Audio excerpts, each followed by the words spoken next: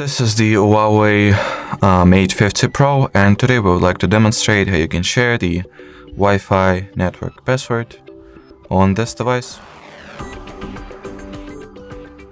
So first of all, swipe downward from the right part of your status bar in order for the control center to be launched, or the control panel to be exact. Then among the shortcuts, find the one that is responsible for the Wi-Fi, which looks exactly like so. Touch and hold. Once at the Wi-Fi settings page, choose what network you would like to share the password of.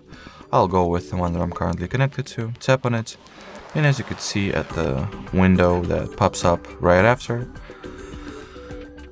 it provides you with this little QR code, which you can simply scan with any other device or another device and get it automatically connected to the chosen Wi-Fi network.